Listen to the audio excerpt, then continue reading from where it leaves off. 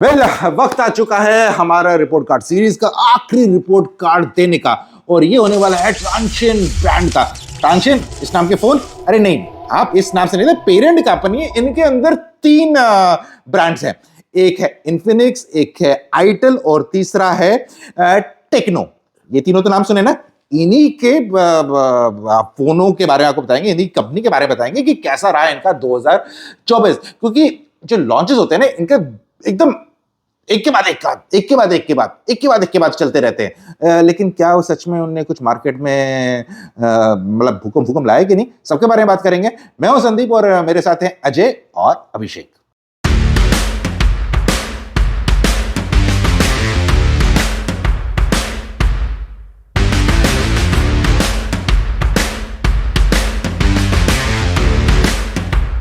Friends सबसे पहले बात करते हैं नंबर्स की और स्टार्ट करते हैं इन्फिनिक्स के। इन्फिनिक्स ने इस साल पे 9 फोन के मॉडल्स लॉन्च किए और उनके वेरिएंट्स मिला ले तो 24, वहीं टेक्नो ने 12, बाकी मिला ले उनके वेरिएंट्स 18, आइटल की बात कर ले 8 और उनके वेरिएंट्स मिला ले तो 12। नंबर तीनों आपके पास है। अजय क्या लगता है, ठीक ठाक है? ठीक है, आई थिंक तीनों को मिक्स कर ले अगर तो ठीक ही है, 1:2 का रेशियो आएगा करीब करीब। राइट। और इसमें अगर हम बात करें अंडर 10,000, तो अंडर 10,000 में सबसे ज्यादा पुश मार रहा था आइटल। उसने अपने जो 12 फोन लॉन्च किए सर, उसमें से 11 फोन इस रेंज में लॉन्च कर दिए अंडर 10 में। वहीं अगर टेक्नो की बात कर लें तो टेक्नो ने अपने ऑलमोस्ट 7 फोन इसमें लॉन्च किए, इन्फिनिक्स ने 4। यानी कि आइटल भाई साहब 10 को बोला ये तो मेरे पकड़ के रखना है, इन्फिनिक्स और टेक्नो ने कहा था कि थोड़ा थोड़ा करेंगे। क्या लगता है इसमें ठीक लग रहा है आपको? या ठीक है, आइटल तो शुरू से ही अंडर 10 के का ही वो तो फीचर फोन्स अपग्रेड वाला फोन था कि जो फीचर फोन्स अपग्रेड करेगा आइटल के, वो आइटल का स्मार्टफोन 6,000 रुपए का 7,000 रुपए का आइटल का फोन खरीदेगा जी। तो देवर जस्ट स्टेप ब्रांड की, एक स्टेप लेके आगे जाने वाला बीच का स्टेप था वो ब्रांड। तो आइटल से तो बहुत ज्यादा उम्मीद करनी बेमानी रहेगी, गलत रहेगा। अब उन्होंने 11 मॉडल भी अगर लॉन्च किए, फैक्ट इज कि वो आज की तारीख में टॉप 12 ब्रांड्स में नहीं आते।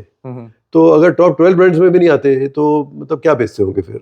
और वैसे भी ये डिक्लाइनिंग सेगमेंट है, जैसे मैं बार बार बोलता हूँ जी। तो आइटेल का existence in smartphone is I think now a default existence की, बिकॉज वो कंपनी स्मार्टफोन बनाती है और फीचर फोन से स्मार्टफोन के माइग्रेशन के हिसाब से वो प्रेजेंट है, इसलिए वो बना के बेच रहे हैं। बट आई थिंक मेरे हिसाब से इनको आइटेल को इस सेगमेंट से दोनों रीजन से, चाहे वो डिक्लाइनिंग हो सेगमेंट, चाहे दूसरा कंपटीशन सब 10 के या सब 8,500 फोन लेके आ रहा हो, दोनों रीजन से आइटेल के लिए स्कोप बनता नहीं है। आइटेल Q1 के अंदर आइटेल आपके 10,000 सब 10,000 में टॉप 3 ब्रांड्स में था। Q2 Q3 में आइटेल बाहर है, लिस्ट से ही बाहर हो गया। वो 10,000 की लिस्ट से ही टॉप 3 से बाहर हो चुका है। तो जब वो आप टॉप 3 में भी नहीं आ रहे, 11 मॉडल लेके 11 मॉडल लेके आप 10,000 के नीचे टॉप 3 में नहीं आ रहे, तो then there is something wrong, terribly wrong. And the fact is कि इस रॉन्ग को हम राइट भी पढ़ सकते हैं कि आपके पास 2 ब्रांड और हैं, टेक्नो है, आपके पास इन्फिनिक्स है, तो उधर लोड डाल दीजिए ज्यादा। मेरे हिसाब से तो अगर मेरी बात माने तो एक्सेप्ट फॉर द फैक्ट कि इनके जो आइटेल के डिस्ट्रीब्यूटर हैं वो अपना वैल्यू टर्नओवर बढ़ाने के लिए थोड़े बहुत स्मार्टफोन बेच लेते होंगे, इसलिए वो स्मार्टफोन बनाते होंगे, तो वहीं तक अपने आप को सीमित रखें कि भाई ठीक है हमारे फीचर फोन का जो डिस्ट्रीब्यूटर है उसको थोड़ा स्मार्टफोन से टर्नओवर मिल जाता है, तो उतना ही बेचें, ज्यादा बेचने की कोशिश नहीं करें। तो आइटेल से जो कर रहे हैं थोड़ा सा कम ही कर दें मॉडल, मेरे हिसाब से वो बेहतर रहेगा इनके लिए। राइट। और अगर इन सब प्राइस सेगमेंट्स की बात करें तो टेक्नो एक ऐसा ब्रांड था जिसने ऑलमोस्ट हर एक प्राइस सेगमेंट में अपने फोन लॉन्च किए। जो इन्फिनिक्स है वो 40 से 50,000 पे आके रुक जाता है, 50 को अबाव को क्रॉस नहीं करता है। तो ओवरऑल हर एक ब्रांड से कुछ ना कुछ निचोड़ने की कोशिश की गई है इनकी। क्या वो निचोड़ पाए कि नहीं निचोड़ पाए, वो आगे बात करते हैं प्रोस एंड कॉन्स में। सो अभिषेक, आपको क्या लगता है इनका प्लस पॉइंट क्या रहा साल का? मेरे हिसाब से यही रहा कि इन्होंने इन्फिनिक्स और टेक्नो दोनों ने फोल्डेबल्स पे ध्यान दिया, अच्छे से ध्यान दिया, और उनको एक थोड़ा मासेस तक पहुंचाने की कोशिश करी है, एक थोड़ा रीजनेबल प्राइस पॉइंट पे निकाल के। यानी कि जो उनको यूएसपी एक की बजट फोन्स लाते हैं, अफोर्डेबल प्रोज लाते हैं, तो उन्हें कहते हैं देखो बस फोल्डेबल आ चुका है, हम है ना, हम लाएंगे फोल्डेबल फोन बजट रेंज में, वो दूसरी बात है कि उसकी क्वालिटी शायद आपको ऐसी ना लगे या यूजर एक्सपीरियंस ऐसा ना मिले जो आप एक फोल्डेबल से एक्सपेक्ट करते हैं या आप मूव करना चाहें। लेकिन ये उन्होंने कह दिया है कि हम हैं तो प्राइस ड्रॉप करवाना मुमकिन है, किसी भी सेगमेंट का फोल्ड हो जाए या फ्लिप हो जाए। इसके लिए आपको क्या लगता है इनका प्लस पॉइंट क्या रहा ट्रांजिशन के इन तीनों कंपनी से? किसी एक का भी आपको कोई अच्छी बात लगी? मुझे एक्चुअली टेक्नो से उम्मीद बहुत थी इस साल। जी। पिछले साल 2023 में जब स्टार्ट हुआ था तो जनवरी से इन्होंने टेक ऑफ किया था। इस साल कहीं ना कहीं शुरू के 6 महीने में लोग कहीं खो गए, 6-7 महीने खो गए करीब करीब। इसी वजह से आज टॉप 10 के अंदर नहीं है, दोनों नहीं है, आईटेल भी नहीं है, इन्फिनिक्स भी नहीं है। आईटेल तो था ही, टेक्नो भी नहीं है, इन्फिनिक्स भी नहीं है, आईटेल तो था भी नहीं कभी वैसे। तो कमियां ये है कि आई थिंक कहीं ना कहीं इन लोगों को अभी तक ये क्लैरिटी नहीं है, प्राइमरली ये ऑफलाइन है, पर इनको अभी भी क्लैरिटी नहीं है कि हमें क्या बेचना है, किसको बेचना है, कैसे बेचना है। अभी भी ये सिर्फ प्योरली उस गेम पे चल रहे हैं कि तुम्हारा फ़ोन 15,000 का है तो मैं कोशिश करके उसी टाइप के फीचर 10,000 दे दूंगा। तो purely they are trying to play a price game.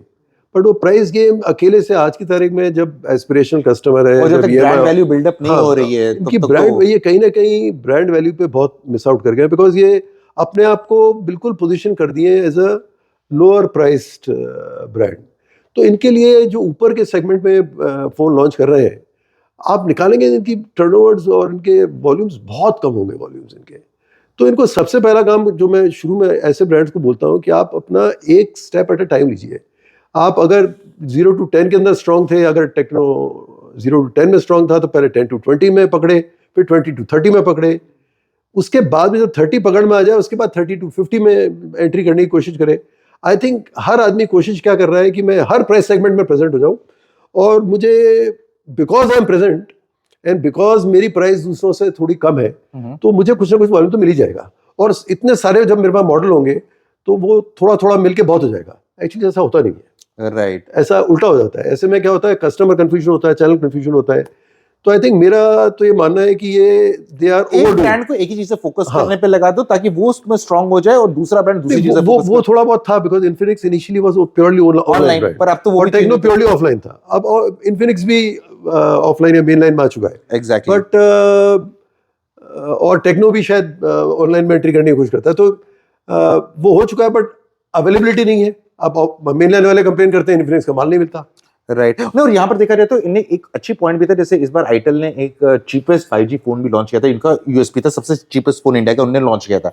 लेकिन प्रॉब्लम ये है कि वो जिस दिन लॉन्च हुआ और अभी तक की बात कर रहे हैं उससे ज्यादा जो फोन Xiaomi या पोको ने लॉन्च किए बाकी उन लोग ने ज्यादा वाहवाही लुटाई, इनके फोन ने इतनी वाहवाही नहीं लुटाई जिनकी ब्रांड रिकॉल वैल्यू मिसिंग था। उसके अलावा इन लोग ने जो अपने प्रोडक्ट की प्राइसिंग तो काफी इंटरेस्टिंग लगी, लेकिन ब्रांड रिकॉल वैल्यू पे काम नहीं किया। इनमें मैं कहूंगा टेक्नो और इन्फिनिक्स का तब भी थोड़ा बहुत ब्रांड रिकॉल वैल्यू है। इन्फिनिक्स का डेफिनेटली ऑनलाइन में भी अच्छा है। आपको क्या लगा, माइनस पॉइंट क्या था इन तीनों ब्रांड में से का? माइनस पॉइंट इनका जैसा कि लास्ट ईयर भी था, इस साल भी सॉफ्टवेयर रहा है। सॉफ्टवेयर हालांकि एआई फीचर्स डालने की कोशिश करी है, काफी मतलब ठीक है फीचर्स डाले हैं आपने, बट सॉफ्टवेयर में अभी भी एक वो पॉलिश मिसिंग है, उसमें एनिमेशंस में कंसिस्टेंसी मिसिंग है, और मतलब ओवरऑल सॉफ्टवेयर थोड़ा बगी भी है, एंड अपडेट्स टाइम पे नहीं आते। अगर आप देखेंगे फैंटम V Fold 2 जो इनका मोस्ट प्रीमियम फोन है, उसमें भी अभी पैच लेटेस्ट नहीं है। तो वो 3 महीने हो चुके हैं उसको लॉन्च हुए जी। फैंटम V Fold 2 तो अभी लॉन्च, फैंटम ओके, बट उसमें पैच आई गेस 3-4 महीना पुराना है। राइट। तो अगर उसमें भी आप लेटेस्ट पैच नहीं दे पा रहे हो, कुछ ना कुछ अगर इश्यूज है, तो आई थिंक सॉफ्टवेयर में काम करने की जरूरत है। राइट। और साथ ही साथ जैसे अजय ने पहले कहा था कि इनका जो आईटी का पोर्टफोलियो है मतलब थोड़ा नॉन एग्जिस्टेंशियल टाइप का लग रहा है, क्योंकि ठीक है बस प्राइस ही एक एडवांटेज लग रही है, पर जब तक ब्रांड का रिकॉल नहीं होगा तो क्या होगा। तो उस सिलसिले में देखें तो एक्चुअली ज्यादा एक फोन को छोड़ के ज्यादातर फोन इनके 4G के थे। वो भी एक प्रॉब्लमेटिक चीज थी कि मतलब ठीक है साल के एंड तक तो कम से कम 2-3 उसमें 5G के डाल देते तो शायद जो बाकी ब्रांड्स के पास एडवांटेज थी, आप ये बोल सकते हैं तो हमसे सबसे चीपेस्ट 2-3 5G के फोन लाते, वो भी नजर नहीं आ रहा था। तो वेल अभिषेक, बारी आ गई टॉप 3 फोन बताने की। ट्रांजिशन के तीनों में से काफी डिफिकल्ट रहा होगा आपके लिए मुझे लगता है, तो आप बताइए नंबर 3 पे कौन सा था? नंबर 3 पे आईटेल का ही फोन है, कलर प्रो 5G जी। Solely because cheapest 5G phone था जब वो लॉन्च हुआ था इंडिया में, तो आई थिंक उस वजह से वो टॉप 3 में तो होना डिजर्व करता है। बिल्कुल। नंबर 2 पे कौन सा है? नंबर 2 पे इन्फिनिक्स का GT20 Pro, एक बजट, एक मिड रेंज में उन्होंने गेमर्स को टारगेट करा फोन के साथ। उसका डिजाइन काफी फ्लैशी है और वो अट्रैक्ट करेगा कंज्यूमर्स को कुछ हद तक। बिल्कुल। और साथ में आई थिंक उन लोग ने उसके साथ बहुत सारे एक्सेसरीज भी दिए थे, स्विच भी दिए थे, काफी इंटरेस्टिंग, गेमिंग पे काफी अच्छा फोकस किया था। और पहले नंबर पे कौन सा आ रहा है? पहले नंबर पे टेक्नो का फैंटम V425G। जी। उसमें भी एक उसकी प्राइसिंग एक मेजर रोल प्ले करती है, क्योंकि वो भी सबसे फोल्डेबल को एफोर्डेबल बना दिया उस वजह से। और जो ओवरऑल स्पेक्स थी, चिपसेट थोड़ा वीक बोल सकते हैं, बट ओवरऑल स्पेक्स ठीक थी। राइट। सो अजय, 2025 में कुछ ड्रास्टिक चेंजेस एक्सपेक्ट करने चाहिए मैं ट्रांजिशन से? ऐसा लग रहा है कि जैसा है वैसे ही चलता रहने वाला है? मुझे लगता है ट्रांजिशन एक ट्रैप में फंस चुका ब्रांड है। अगर वो नीचे जाता है तो नीचे की सेगमेंट डिक्लाइन हो रही है, या नीचे बड़े बड़े ब्रांड्स भी चिपसेट वेंडर्स के साथ लेके नीचे के सब 10K के फोन्स ला रहे हैं।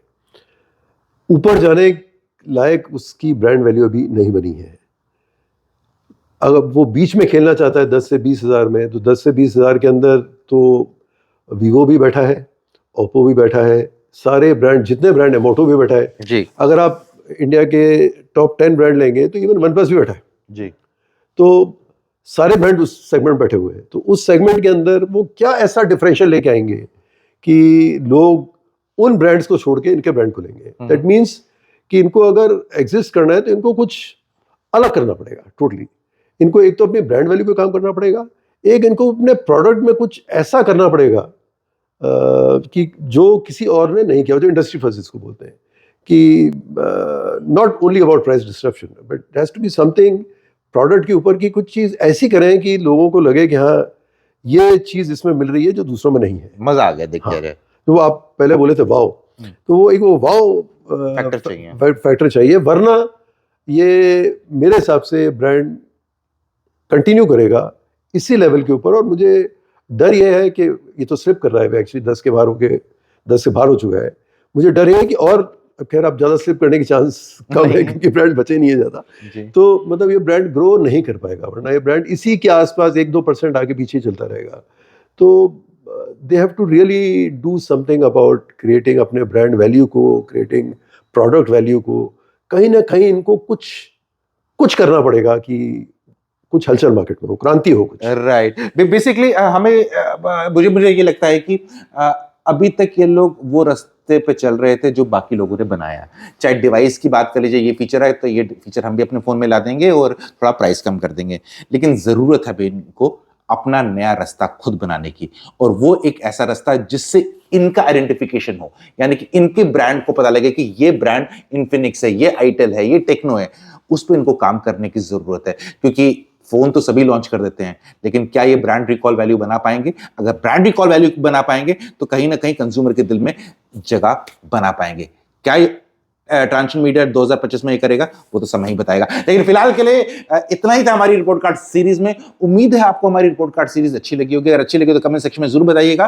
और 2025 की शुभकामनाएं आप सबको हमारी तरफ से। जल्दी मिलते हैं एक और नए वीडियो में, जहां बात करेंगे किसी और ब्रांड के बारे में, किसी और टेक्नोलॉजी के बारे में, या फिर कोई भी नई डेवलपिंग न्यूज के बारे में। तब तक के लिए हम तीनों को दीजिए इजाजत, और आप अपना ख्याल रखिए, और wish U a very happy new year from all of us.